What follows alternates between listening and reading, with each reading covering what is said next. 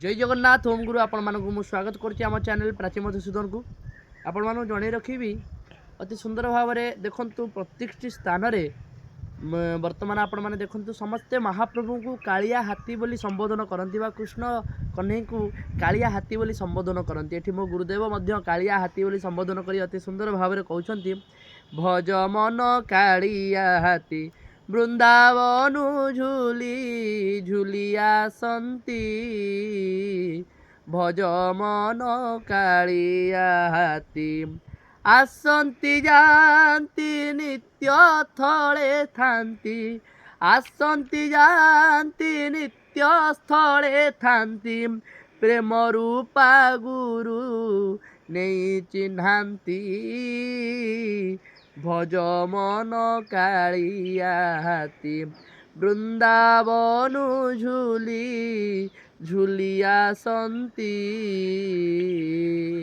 भज मन कालिया हाथी। गुरुदेव अति सुंदर भाव में महाप्रभु को बा कृष्ण कन्हई को बांके बिहारी लाल को कालिया हाथी बोली संबोधन करी कहउचंती कौन ना भज मन कालिया हाथी वृंदावन झूली झूली आसंती। से किपरि आसंती आज्ञा महाप्रभु चालीटी गज कामिनी चाली गज जेपरी भाव में टलीमली ढलमल हो चले मोर महाप्रभु मोर मणिमा मध्य सेहीपरि भाव में ढलमल हो चलती।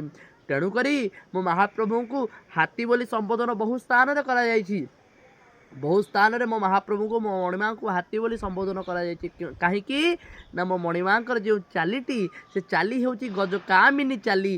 तेणुक मो मणिमा को कहुई हाथी बोली संबोधन करा तेणुक मो गुरुदेव कौन कहते ना आसंती जानती नित्य स्थले थांती प्रभु आसुंच जाऊँ तार नित्य स्थान में सदा सर्वदा विराजमान करती आउ प्रेम रूपा गुरु नहीं चिन्हांती।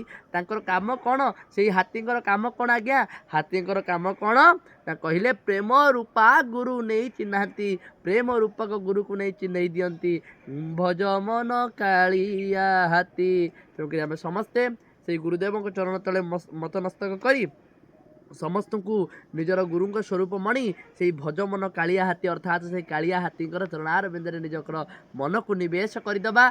एवं वर्तमान आपण मान गोटे सुंदर कथाटे कहीदे शेष को आपण मैंने देखुवे जो पुस्तकटी आपण मैंने देखिपे यही पुस्तकर नाम हूँ मधु पद्यावली आमर सद्गुरु प्रेमाचार्य बाबा मधुसूदन द्वारा विरचित अनेक भजन एहीपरि भाव में पुस्तक संचित हो रखा जाइए। आपण मानक जदि किसी भजन आपण को आवश्यक बा कौन सी कथा आमर गुरुदेव भल लगी थाए तेबे निहाती आपण माने एही पुस्तक द्वारा गुरुदेव सद्गुरुंकर भजन निहाती शुणी पारिबे। वर्तमान आमे जो भजन बोली भज मन कालिया हाथी ताहा मध्य आम गुरुदेव पुस्तक संचित ही अच्छी। आपण मानक जय जगन्नाथ ओम गुरु।